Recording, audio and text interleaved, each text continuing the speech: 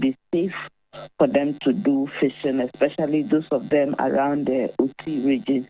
That's the Kwame Danso, Afram Plain, into parts of the Akusumbo area, Pong area. For temperatures for today, we are expecting an average of 32 degrees Celsius for the coastal strip, 33, 35 for the middle sector, 37 for the northern sector. So this is how we are expecting it to be. For the north, generally partly cloudy sky is expected for today. All right, Felicity, thank you so much for that very comprehensive update. I know if anything changes, you will let us know. Yeah, we'll definitely let you know. Currently, there is a storm coming, but it's not too massive. It's over Benin into Togo, so we're monitoring. If it will cause havoc, we'll release the weather warning. Thank you so much for that. Do have a wonderful day. And that was the weather update with Felicity Ahafianyo of the Ghana Met. 3FM Sunrise. 3FM.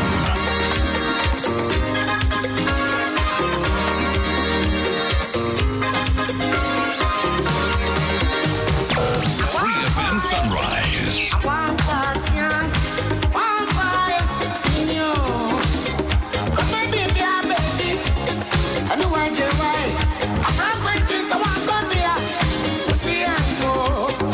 Mr. William Esiedu, good morning to you. Good morning, my lady. How are you doing? I'm doing fantastic. You're in great spirits this morning. It's Monday morning. I have life and I have to be happy. I love Baseline, that. bottom line. You have life, So you have life, you have God.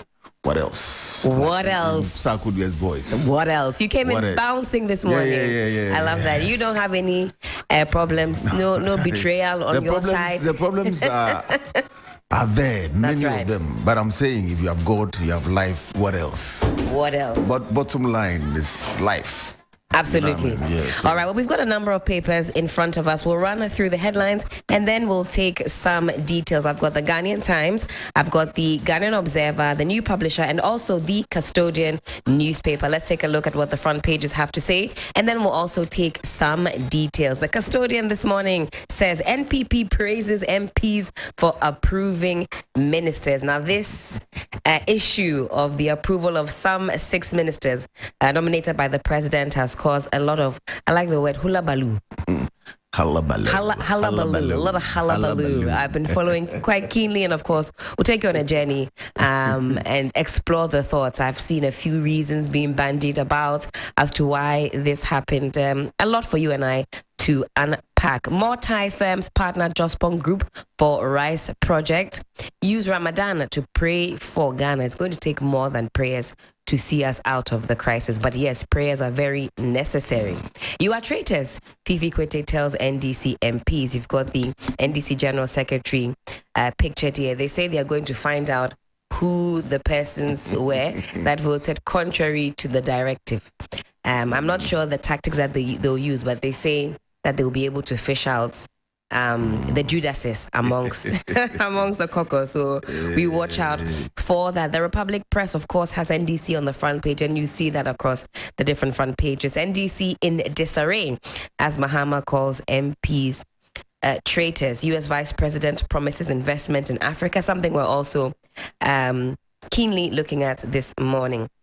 New tax bills will shore up government's revenue mobilization. Deputy Finance Minister Nadmo cautions public against floods ahead of rainy season.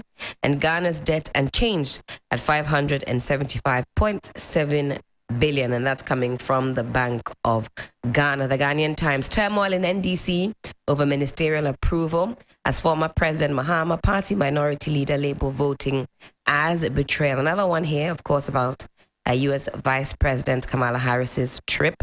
Ghana Rice Project, Thai companies sign MOU for rice production. The Ghanaian Observer, again, NDC on the front page. Mahama lambasts NDC MPs over passage of 6 ministerial nominees.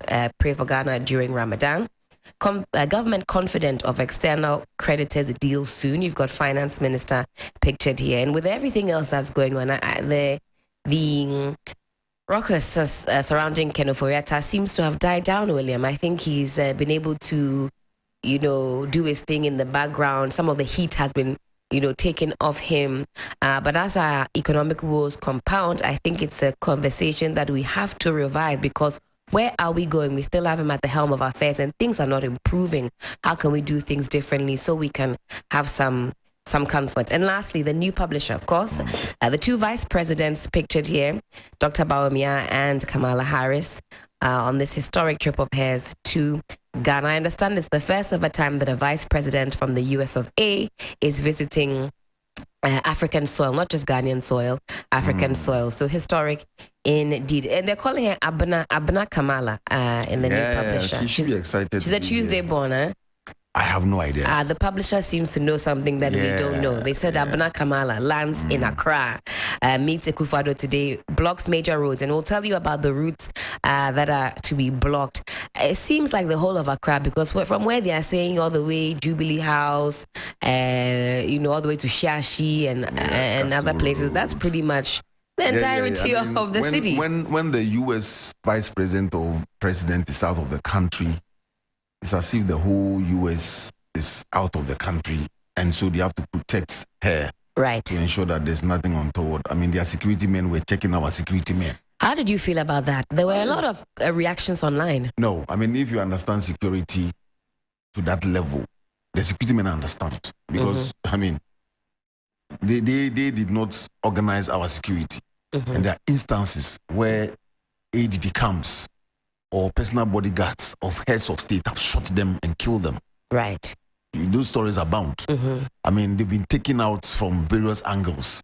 So when it comes to security matters, when you're outside that circle, you can have your conversation, but you cannot do anything about. That's how it works. It works because the conversation seemed to be. You can have your conversation. The whys and hows will come, but it is what it is. The bottom line is that they must do what it is and what it takes to make sure that she goes through the visit and gets out of Ghana. Because even if her skin is scratched, Ghana will not look good.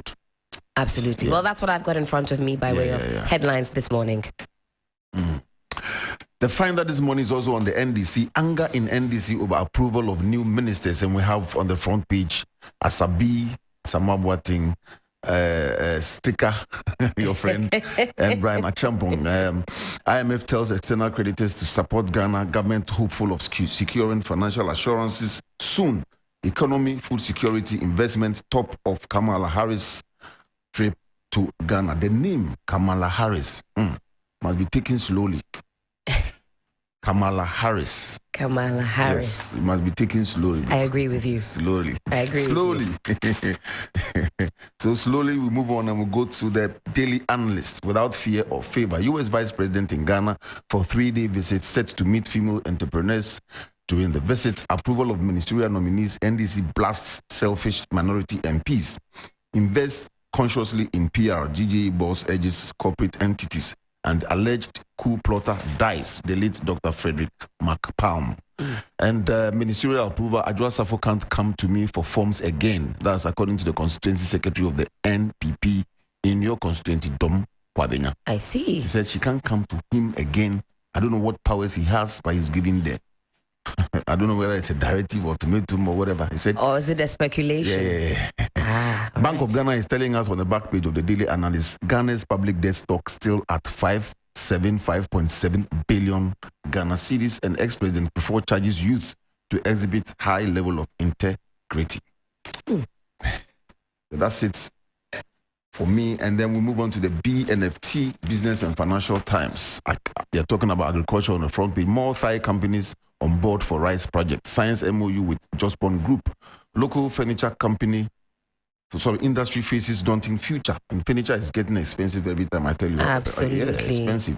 Mining, Goldfields, Anglo Gold transactions set for implementation year end. So we are expecting some transaction for the two companies at the end of the year. And we need shifts in societal perception of success. What does success mean to you? That's a very interesting question. What does success mean to you? In societal perception of success. And this is according to the ZP CEO. He's advocating a clear understanding of what success means, especially in the business world, because some people set up business in a month or two. They want to be successful. Whatever that means, I don't know.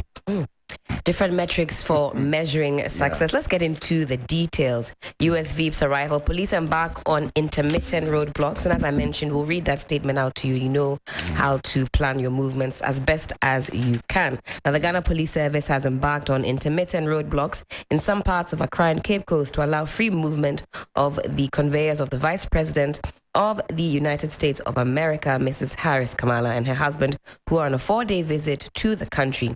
Now, in this regard, the road from the National Theatre through the AU roundabout, the Jubilee House, and from the Jubilee House to the Emmanuel Eye Clinic area at Shashi will be blocked today. Now, this was contained in a statement signed and issued by the Director of Public Affairs, GPS. Now, this forms part of the security-induced traffic management arrangement for the official state visit by the Vice President of the United States. We'll tell you exactly the routes again as we progress. Police rescue 16 persons kidnapped at Ankafo, Zongo. A total of 16 persons aged between 12 and 20 years have been found in a single room at Ankafo, Zongo in the Cape Coast metropolis in the central region. The victims have been allegedly kidnapped and are believed to be non-Ghanaians because they are unable to speak any local language. They are suspected to be nationals of countries such as Burkina Faso, Togo, Mali, and Niger, and as a result could communicate in French. The victims are believed to have been kept in the room for about 1 month as they have grown very lean due to lack of food and water. Upon picking up information, the chief and opinion leaders of the Ankafo community, together with the media, went to the house to verify, but the main door had been locked with a padlock, while the security man guarding the house was nowhere to be found. We're told the residents who were living in fear after the discovery told the media that they were used to see taxis coming to the house with some young boys being led into the house by some unknown persons. Well, the details here are scanty, but I'm sure as it unfolds, we'll be learning more. Why were there 16 people all holed up in one room? No idea who it is that is orchestrating this. That is crime right out there. I'm interested in what the founder is saying about the IMF and what is saying about Ghana's bailout, if you like, question. Government says it is confident of getting financial assurances from its external creditors in a short time to secure a management board approval from the IMF. This follows successful talks with China and Paris clubs with a call by the International Monetary Fund asking all bilateral creditors to support Ghana's effort to restore debt sustainability as the country works towards presenting its economic program for IMF executive board approval. But my question is, why is IMF talking to the creditors and not talking to itself to do something about our situation? Why are they asking for all those debt restructuring? They should also come down to our level and sort us out, because if you think that our situation is so dire and we have to get some people to support us, like the Chinese are saying, IMF and the others, to also meet us halfway so that we can have some fiscal space to get the economy back on track, because as it is, things are really getting worse. Yesterday I was in town and I just checked out a few shops just to find out how prices were doing, and it was crazy. Everything's still rising. One t-shirt that was looking so good, I approached the shop attendant and I just wanted to know how much it cost. 2,100 cedis. I'm sorry, pardon? 2,100 cedis. For a single t-shirt? Goodness me. Yes, and a 3-piece suit was 9,800 cedis. And somebody may say these are on the high end, but it also tells us that the cedi is not doing as well as we think it is, because this is all pegged to the cedi. And as at yesterday, it was around 11.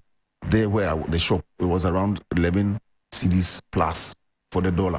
You know, so at the end of the day, if we don't get this fiscal space, and as the finance minister hinted earlier, by the close of this month, if we don't get the clearance to move on with our bailout, we may have some challenges with the economy. And I'm wondering how much challenge again we're going to have, because already things are getting so tight. You get your salary, the money is in your hands, tomorrow is gone, because it has become so worthless in terms of value.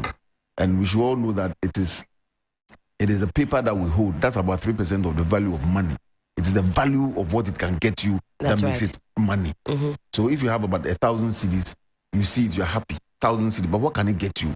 And that's how we are weighing the cedi this morning. I don't think it's looking good. It's not looking good at all, especially when we talk about the rising cost of everything and anything. I bought a crate of eggs yesterday for 57 Ghana cedis. Yes. And I was flabbergasted. Yes, 57 cedis. Absolutely flabbergasted. Yeah. And I'm thinking, where do we go from here?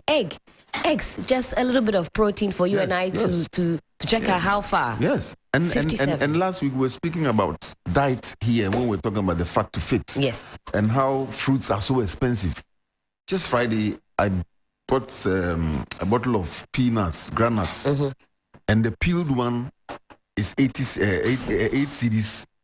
No, 10 cedis, and if it's not peeled, it's 8 cedis. And the bottle that's, the bottle that they use for sobolo. Yeah. The very little one is smaller than the ordinary pure mineral water bottle. That's what they were selling for. 10 cedis. And boiled peanuts, boiled granuts, just a handful is about 5 cedis. And you can't have good banana and granuts and you don't have 10 cedis or 15 cedis or even 20 cedis. That is alarming. And yes, and we are asking everybody to eat food. Crosby has been working on his tummy, and we've been talking about how, he's spending so much money on fruits. Crosby, you've been working on your tummy. The Lord is good. The Lord is good. Mr. Crosby, Anand, how are you this morning? I'm well, Helen. Good morning. Good morning. We've run through the headlines and we're just taking some details. Let's take a look at the center spread. You've got some lovely pictures to go along with the Vice President's arrival here. There was some critique on the podium that she mounted. They said it wasn't looking too slick. The kente was all over the place. We could have done a bit better on that front. I mean, the kente was all over. I saw it. It was quite ordinary. What impact would that make? Oh, for the optics. It's nice. It's nice, but they should have done it better. What is there is not bad. Let's focus on we say it could have been better. On the message. Against near Crosby. Good morning. Good morning. She was standing on the concrete floor. That is not the. No, Crosby. This one. In diplomatic, Crosby. In diplomatic circles, all those things count. Absolutely. What? I mean, my point is, that one. Okay, Crosby, what is your point? My point is that when she came, we gave her a good welcome. Yes. Maybe we expect more. But what I'm saying is that should not be what we should. We should expect a great message. Did she speak well? Did she tell us what we wanted to hear? Did she, explain to us the purpose of a visit and all of that? Is the most important thing. And she did that. Exactly. Then let's be like that. Was in the eyes of the whole world. Nobody's watching how. Who said? Well, then you must not have been on social media. Crosby, I'm here to tell you that you are absolutely wrong. Those who are watching that, they have lost focus. They haven't lost focus at all. They haven't lost focus. Which focus? Anyway, earlier we were talking about success, and this morning Winston Churchill, the former Prime Minister of the United Kingdom, describes it as success is stumbling from failure to failure with no loss of enthusiasm. Oh, I love that. Yes. Success is stumbling from failure to failure without the loss of enthusiasm. So when you fail and you still keep moving on, you are succeeding. So the focus this morning is that we need to keep failing, but we should have the focus the focus on the prize with enthusiasm. I agree with that. There's so much intel in failure. Yeah. Failure will tell you what not to do, what not to do So again, what to try. I think that's sustained enthusiasm is very important. This is a message the NDC needs to hear. But the Chinese say fall 7 times, rise up 8. Every time you fall, you rise again. But tell the NDC. I'm going to find out if the NDC today they can rise again, because the conversation surrounding what the just ended voting has been very interesting. The Republic Press says NDC in disarray as Mahama calls MPs traitors. Over the weekend, I've seen the Minority Caucus described in a number of ways. Monumental failures. For example, Ransford Jampo called them a disgrace. Ricketts Hagan says they've disgraced themselves, and other sentiments along that line. But let's get into the story. The last has not been heard about the internal wrangling within the opposition National Democratic Congress, NDC. If comments and actions of leading figures in the party are anything to go by, the crisis of mistrust and suspicion over the confirmation of Nana Akufo-Addo's ministers by the party's minority MPs has not abated. Do you think they'll be able to move past this fairly quickly? No, but I sat here before, when the nominations came, and I was even talking about the characters of some of the individuals and the fact that they shouldn't be there. And I made that point.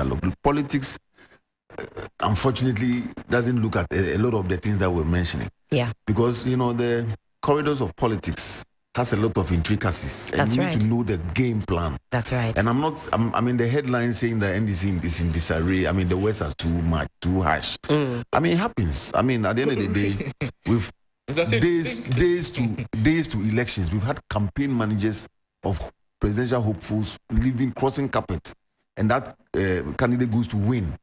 And would you describe that as a party in disarray? These are things that are to be expected. If you are a solid politician, you should know that the next man sitting to you, next to you, you don't know what he's thinking. That's These right. MPs have taken a decision that the NDC is seen as negative. Of course, it is negative. They were supposed to go by what they all agreed. That's right. But when it became a secret vote, I knew things were going to happen because they also have their interests, and some of them may be parochial. But That's right. all those things come in the mix of politics. If you're a politician, you don't expect these things to happen. You're just going to give yourself heart attack. When they come, like Crosby said, they have to move beyond the failure and then pushing more enthusiasm towards the bigger goal of winning the 2024 election. I agree and with I don't you. think between now and then this one is going to affect them so much. It isn't. Politics is a different animal, and across the during the weekend there were a lot of talk about how things work in Parliament, and almost a scratch my back, I scratch yours type of thing. Politics. And it's a case where when it comes to ministerial appointments, history lets us know that typically those things will go through because they tell each other, well, next time you could be on the other side having to approve me. Let's do each other a solid, and you scratch my back, I scratch yours. Also, there are people who were told will tell you, well, this guy is my uncle. So I cannot go and vote. And if we all vote unanimously, my uncle will know, for example, that I did not vote for him. You see what I'm saying? This person might say, this person is my neighbor. They go to my church. They are my in-law. We've had elections in this country where a presidential candidate came out and said he had zero in a certain his own constituency. So the question he was asked, so even did my wife and my older children vote against me? That's the question. So in politics, the dynamics are so varied that a solid politician will move from failure to failure with enthusiasm, looking at the bigger picture. And that's where the success for the NDC should be placed. It is not what has happened once. They are still there. They are going to be there next year. They're going to be there towards the end of the... So they'll mop up. A lot of things have... This is not the first time NDC MPs have reportedly betrayed the party. We were here when the censor motion or whatever it was, they didn't fly. We were here when they were supposed to disapprove some ministers. They did approve them, but they moved on. So that is why I think that they are really in disarray. That is why I think that they've really disgraced themselves. You can't come to the general public and then speak about these things and then go vehemently that we are opposing these appointments. We will not do that. And then you tell us A and then you go and do B. And this is not the first time this is happening. Remember when they had to disapprove Hawa Singh and exactly the information minister, they said no, we will not approve them. Then we all got to know that they have been approved. Then we saw the Kinofurata censure motion. We saw what happened during the 11th. So it has become one too many for the NDC. It's like they say A, and they just cannot pull themselves together to go exactly what they mean. I don't know whether it is a leadership problem within the NDC or it is an individual problem within the NDC. Whatever it is, I think that they really disarray. The NDC is really in disarray, if not more. Well, I was going to refer to a certain matter in the MPP too. We're here. Yeah. When numbers started from 80 and moved on to 98 MPs, who came out and held a press conference. Press conference with statements, big statements, and that they were going to do ABC. No, let me finish. Not go against the let me finish. Let me finish. They came and said ABCD, and it didn't happen. People thought that was going to affect the party, was going to do this, but they went behind, had their talks, and today we are not even hearing from them again. That hasn't made the MPP untidy. It hasn't disorganized the MPP. It hasn't.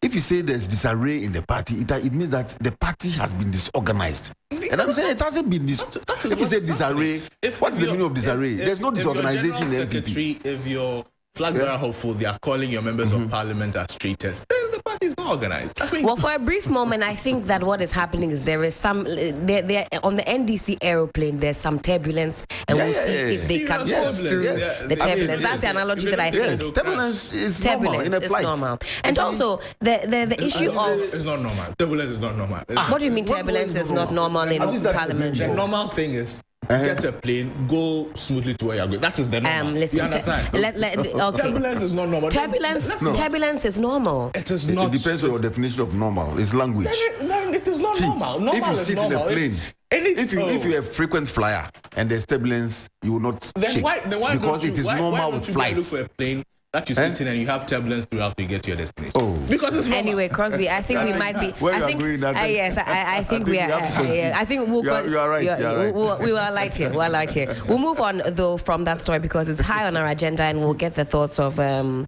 the weekend from all the parties that were speaking about this. MP for Cape Coast South, Ricketts Hagen, had some very interesting thoughts to share. In fact, he said that some NDC MPs had been bribed. He outright said that it was bribery, an issue of bribery. And of course, some also prefer the reason that the new leadership shift has caused a divide, which is manifesting in the way that we're seeing it now. Let's move on to the Republic Press. This one is captured on page 6. Deputy Agric Minister woos rice investors to Ghana. Ghana's Deputy Minister for Food and Agriculture in charge of crops, Mr. Yao Ado Frimpong, has urged investors in the Thailand rice value chain to come and invest in Ghana. We've been talking about rice now for some time. He said such an investment will mutually benefit both Thailand and Ghana, adding that the former has the experience and the technology to support Ghana to become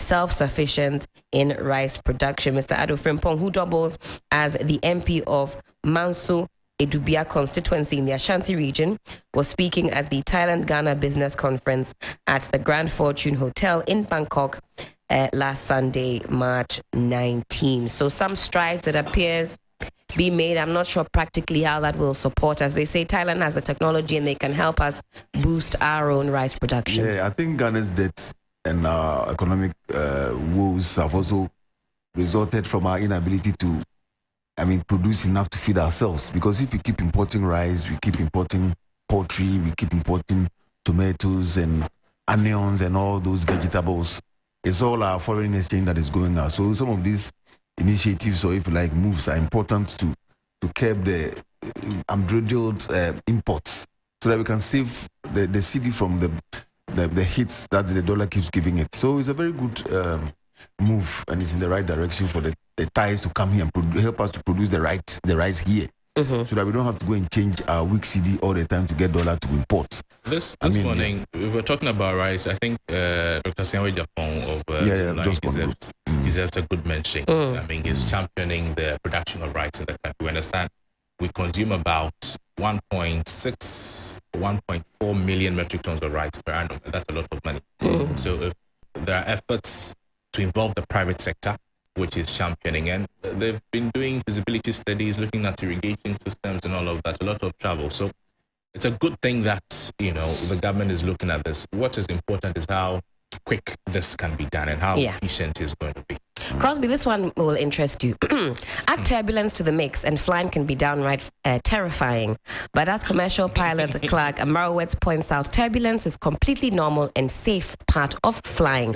Turbulence is, I beg your pardon, turbulence is caused by air moving from one place to the other. So when we use that analogy, we're saying that in any institution, organization, using the analogy of a plane, turbulence is to be expected. Turbulence is normal. And I'm speaking as a frequent flyer. I've never boarded a plane that experienced zero turbulence, even on a 45-minute flight. What is the meaning of turbulence? What's the meaning of normal? Anyway, let's move on.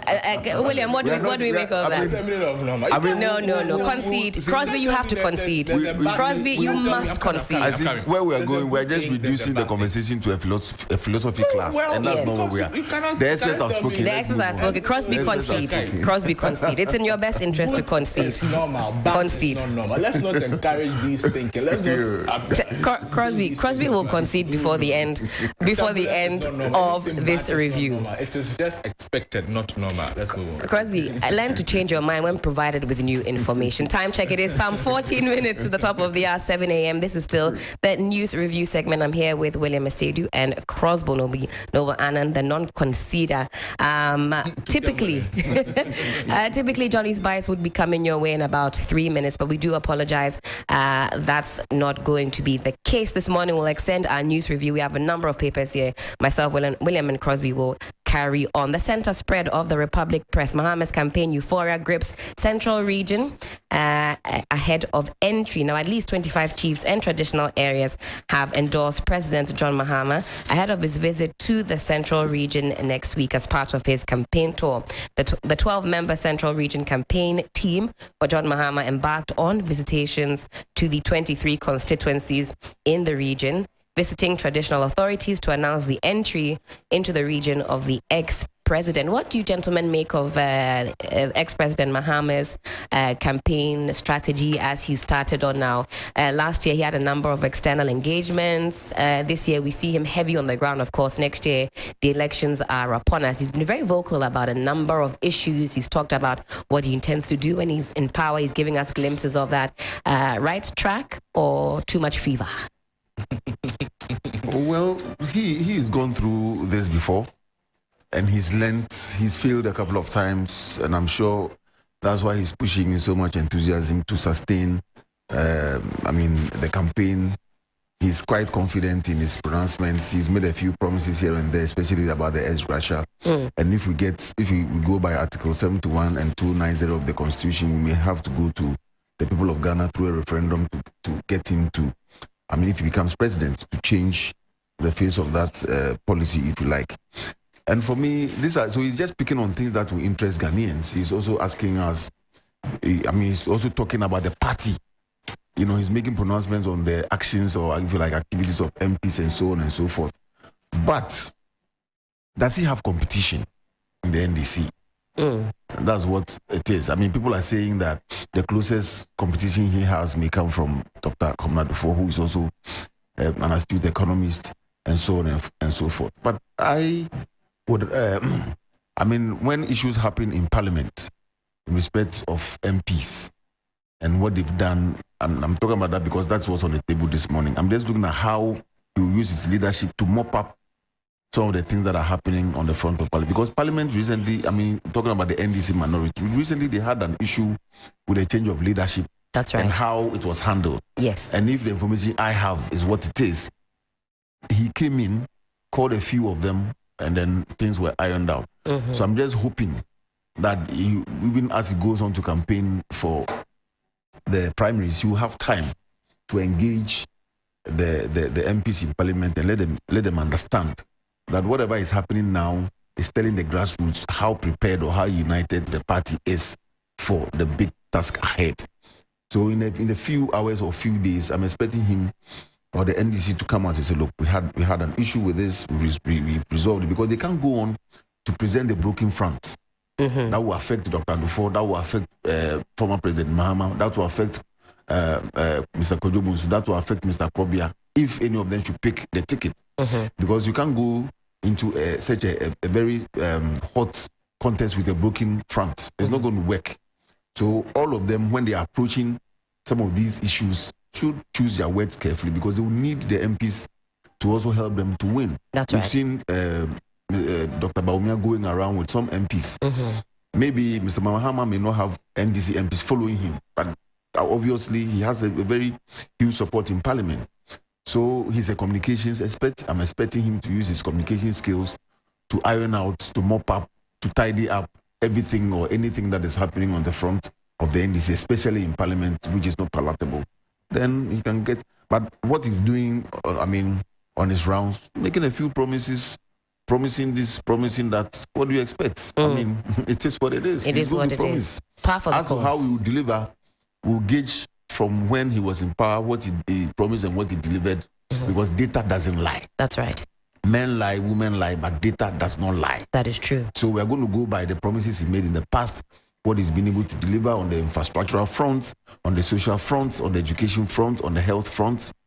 Put all that together, and then the masses will decide. I think that's important. Like you say, if the workings of the minority caucus are not strengthening, he'll be laboring in vain, because to what end? You go and present a beautiful message, if you will, but the party is not strengthened. Especially because there is this phenomenon in Ghana known as skirt and blouse. Some of the MPs are more powerful than the presidents, or if you like, the presidential candidates. Some of them more powerful than we saw that in respect of the deputy speaker of parliament now. When Nana Akufo-Addo went to his constituency and was, literally castigating him for not listening to the party, the man just pushed the party aside, went as an independent candidate and won. That's right. And if he hadn't stood, and people might have lost, and the dynamics in parliament would have been different. Yeah. So I'm saying that some of these MPs have something that's standing on.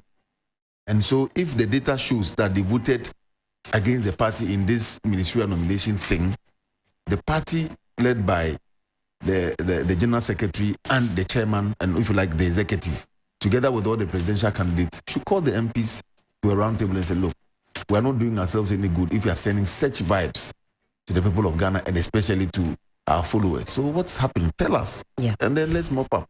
So you think that's the next best steps for the parties to come out and let us know what they intend to do moving forward? They can't be standing outside and pissing in. They have to come and then sort it out. That's right. When they do that and they're able to bring themselves together, we hope that they keep it together.